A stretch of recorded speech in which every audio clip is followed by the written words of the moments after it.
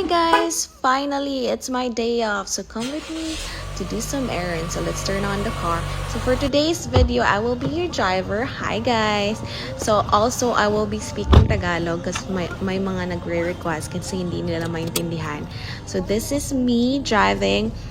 I will be your driver because my driver sweet lover is in church doing some volunteer works.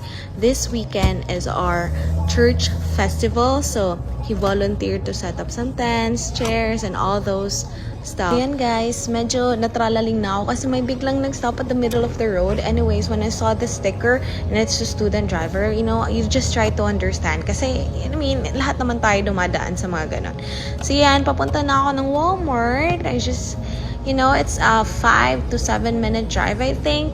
So, yun guys, drive lang ko ng drive. Dami ko na nakikita. May nagmumo pa. Ang ganda talaga ng panahon. I can't wait for a few more weeks. Fall na guys. Lalamig at kaganda na naman ng weather. I love it.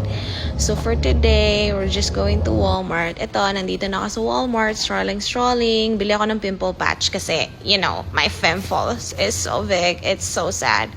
So yan, bili din ako ng essentials, body wash kasi may bisita kaming dadating. So just, you know, preparing.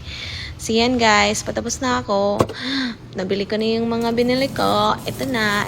Ayan, lagay ko na lang lahat sa Bumili din akong flowers kasi gusto ko may laging flowers sa bahay. Ewan ko, nakakabuhay lang talaga siya. You know, it gives you energy, it gives color. Yun lang.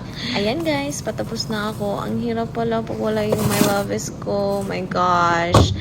And I miss ko na maging princess again. Ayan, self-service, driving.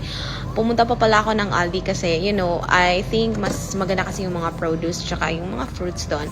Kaya doon ako bumili ng mga strawberries and then may mga frozen products din. Bumili din ako pero hindi ko na video. Anyways guys, thank you for watching. I'll see you later. Bye-bye!